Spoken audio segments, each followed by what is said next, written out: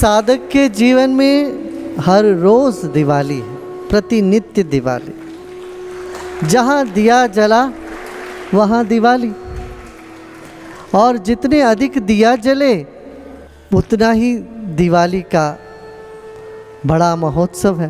तो धनतेरस धन से शुरू हुआ, और धन क्या है?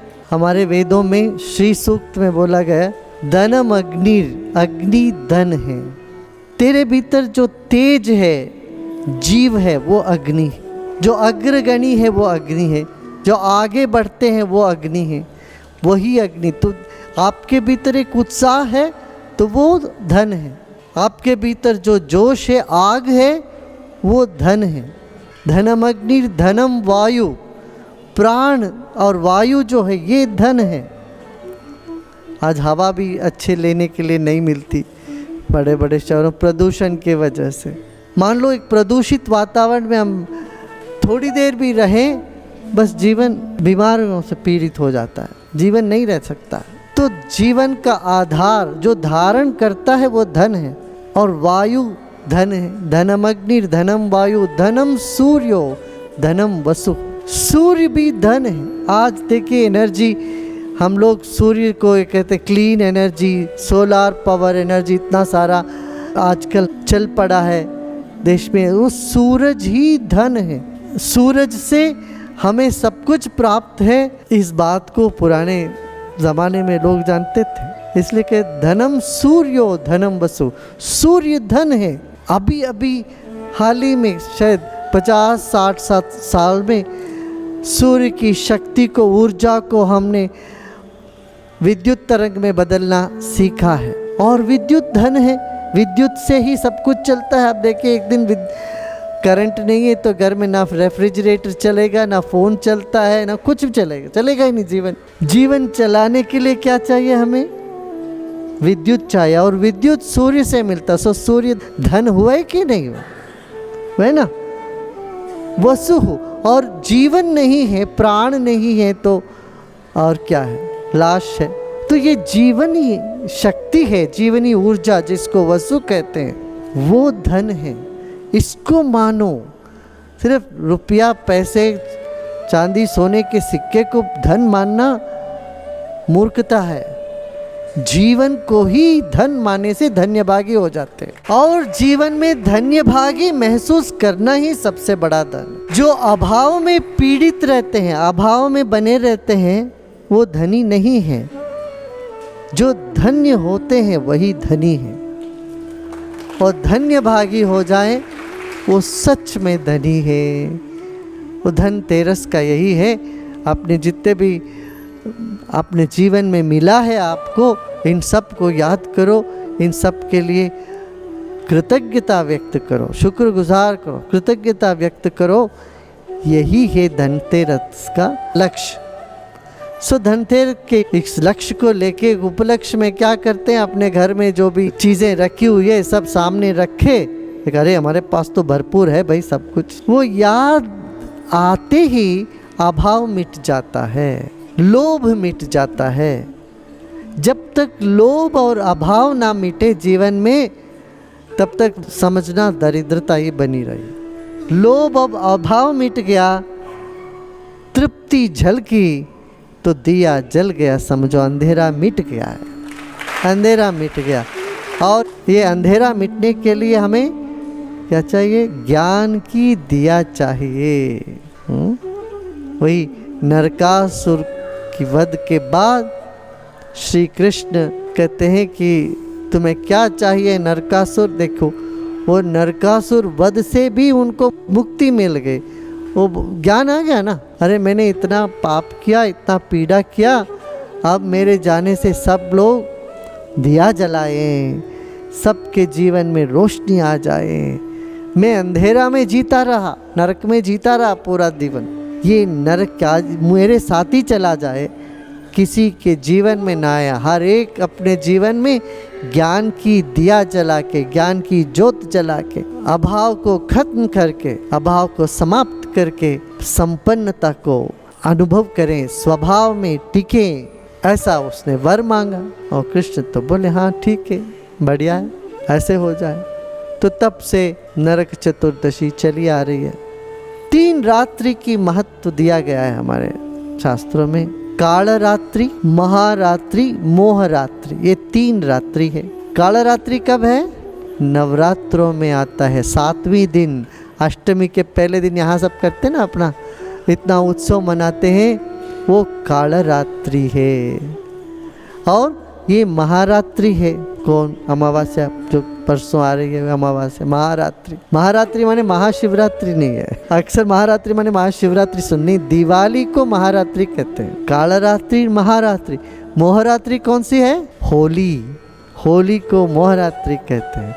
तो मनमोहक रात्रि है वो। इसलिए ये तीनों देवी का स्वरूप है। कालरात्रि, महारात्रि, मोहरात्रिश्च दारुणा। तो अनादिकाल से काली की पूजा करते आ रहे थे। काली की पूजा हुई, कार्तिक मास शुरू हुआ। यहाँ दक्षिण में कार्तिक मास तो अमावस्या से शुरू होता है। काली की पूजा होती है तो कार्तिक मास शुरू होता है। कार्तिक मास प्रतिनित्य दिया जला के रखते हैं घर के सामने। सतयुग में काली की पूजा चली और त्रेता युग में श्री राम रावण की विजय के बाद अयोध्या लौटे तो अयोध्या की सारी जनता मिलकर दिवाली मनाए। सब घर में दिया जलाया, वो दिवाली बन गई। 14 साल के बाद राम अपने घर वापस लौटे। इसमें भी एक रहस्य, आध्यात्म तत्व ये है, जीवन में हम भटकते रहते हैं और आखिरी में अपने घर पहुंचते हैं। जीवन जंगल में आत्मा भटक भटक करके 14 भुवन कहते हैं ना, आत्म पूजा में 14 भुवन का विश्लेषण है। क्या? अतल वितल पाताल तलातल रसातल, ये सब 7 हो गया। फिर भूर्भुव स्वा महाजन तपा सत्यम, ये 7 लोक हो गया। आत्मा ये 14 लोकों में घूमती रहती है। 14 लोकों में घूमकर जब अपने आप में स्थित होती है, वो घर लौटना कहते हैं। तो आत्मा का घर लौटाना, अयोध्या माने शरीर जो वध के योग्य नहीं है, इस शरीर में आत्मा फिर विराजमान हो जाए, वो दिवाली है। तो आध्यात्मिक ढंग से देखा जाए तो आत्मज्ञान ही दिवाली का संकेत है, प्रतीक है। तो आत्मज्ञान मिल गया, मैं कौन हूँ जान लिया, तो दिवाली हो। फिर अपने यहाँ हिंदुस्तान में तो कहानी है ही है, जिस दिन संत घर आते हैं उसी दिन होली, उसी दिन दिवाली, जब उत्सव उसी दिन होता है। माने ज्ञान के बगैर उत्सव नहीं हो सकता। ज्ञान से ही उत्सव मना सकते हैं, नहीं तो क्या सब कुछ होने के बावजूद मन में शंका, संशय, दुख, दौर्मनस्य, पीड़ा, राग द्वेष बना रहे तो कहाँ दिवाली है? ये तो अंधेरा रात है। फिर तो ज्ञान प्रकाश हो, जीवन नश्वर है समझ में आ जाए तो दिवाली दिवाली, उत्सव ही उत्सव है। सो त्रेता युग में और द्वापर युग में नरकासुर के साथ संबंधित था। प्रागज्योतिषपुर नाम के जगह पर नरकासुर राज्य करता था, लोगों को उत्पीड़न करते थे। तब भगवान कृष्ण आए और सत्यभामा के साथ रह करके उनका वध किया। उसके बाद नरक चतुर्दशी नाम से ये शुरू हो गया। फिर इसी उसमें धन्वंतरी का भी है। भगवान आदिकाल में, काल से पहले युगादि में, समुद्र मंथन के बाद अमृत कलश को लेके भगवान धन्वंतरी प्रकट हुए। ये पौराणिक गाथा में है। अपने यहाँ मत्स्य, कूर्म, वराह भूमि को उठाए, मगर धन्वंतरी ने जीवन को आयुर्वेद का ज्ञान दिया। तो आयुर्वेद का भी जयंती आज ही कहा जाता है। तो आयुर्वेद का दिन है आज धनतेरस। धन्य तेरे रस में होना चाहिए, धन में तेरा रस नहीं होना चाहिए। धनतेरस के दिन हम धन्य हैं, किसमें? तेरे रस में, भक्ति रस में, तेरे रस में हम धन्य हैं। ये मानो धनतेरस होगा, धन में तेरा रस ना हो, वो तो छोटी सी चीज़ है। अच्छा, वो धन यदि ऐसे मानोगे सारा संसार धन है, धनम अग्निर्धनम वायु धनम सूर्यो धनम वसु धनम इंद्रो बृहस्पतिर वरुणम धनम श्नुते। जल भी धन है, बृहस्पति माने ज्ञान धन है, गुरु हो तो धन है जीवन में। बृहस्पति देवों के गुरु है, अब बृहस्पति हो तो धन है जीवन में, नहीं तो बृहस्पति नहीं तो धन नहीं, दरिद्रता। धनम इंद्रो धनम बृहस्पति, बृहस्पति धन है। इस तरह से धन को एक बड़ा विशाल स्वरूप दे दिया, रूप दे दिया। तब हमारे जीवन में कहाँ छोटी छोटी चीज़ों के लिए लालच बनी रहेगी।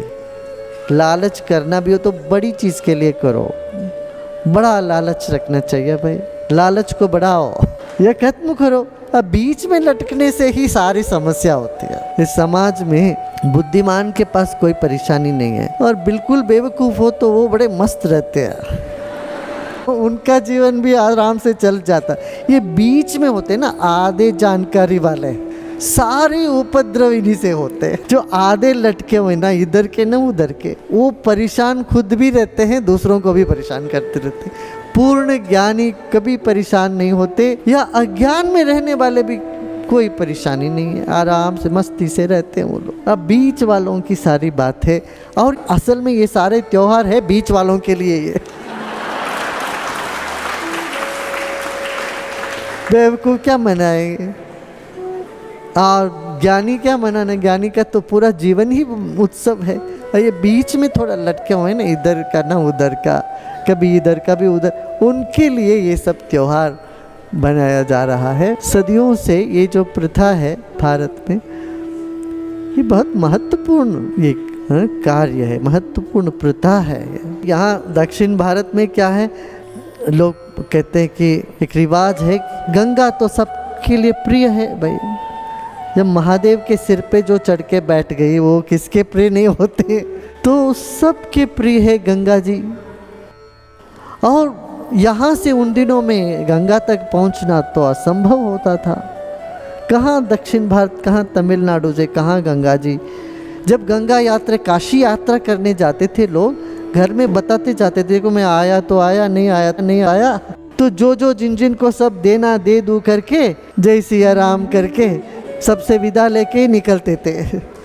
क्यों पैदल चलना पड़ता था, 6 महीने साल भर लग जाता था, और बड़ा कठिन रास्ता था। बीच में कैसे कैसे चंबल घाटी वगैरह से गुजर के जाना पड़ता था। कितने जानवर और जानवर जैसे व्यवहार करने वाले मनुष्य, ये सब, और सब जाके वहाँ पहुँचते पहुँचते इनको लगता था कि मिलेंगे, आएंगे नहीं आएंगे।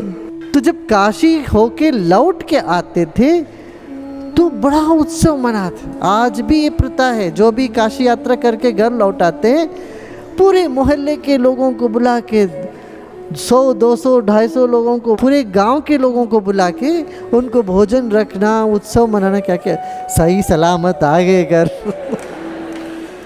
ये प्रथा है पहले से।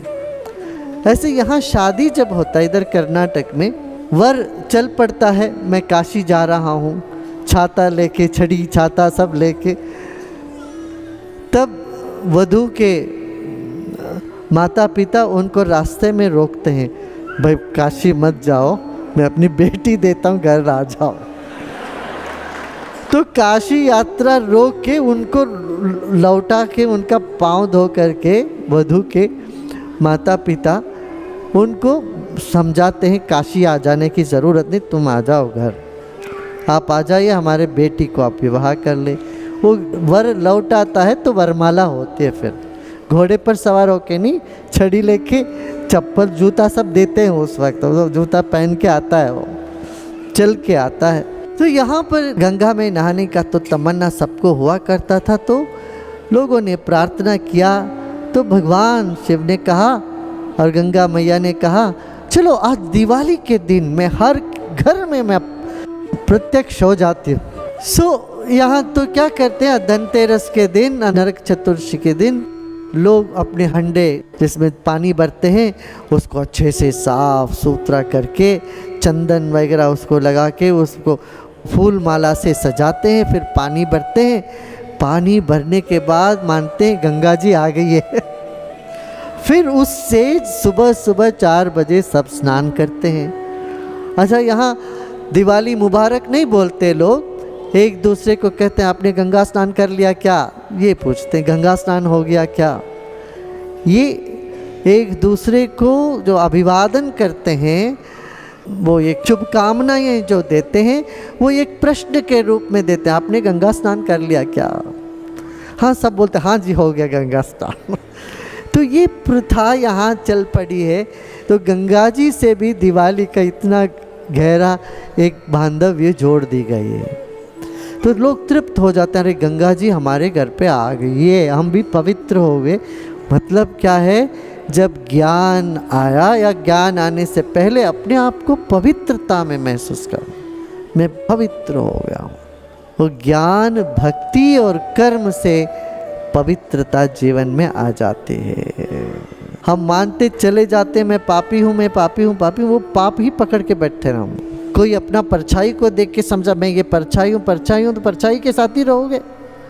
जरा मोड़ के देखो, रोशनी पीछे ही है, तेरे पीछे रोशनी है, तो परछाई को देखते बैठ गया, जीवन में दुखी हो रहा हो। तो तू जरा घूम के देखो, रोशनी रोशनी है, कोई परछाई नहीं है, परछाई की कोई अस्तित्व नहीं है। यही दिवाली का संदेश है। क्या तुम शुद्ध हो, तुम मुक्त हो, तुम भक्त हो, तुम ज्ञानी हो, इतना जान के विश्राम करो और जीवन में क्या नहीं मिलेगा, सब मिलता है। ठीक है, सब तरह की खुशी, सब तरह का आनंद भरपूर है। ये समझ के आज ना अभाव में ना प्रभाव में अपने स्वभाव में चलते चलो। धनतेरस।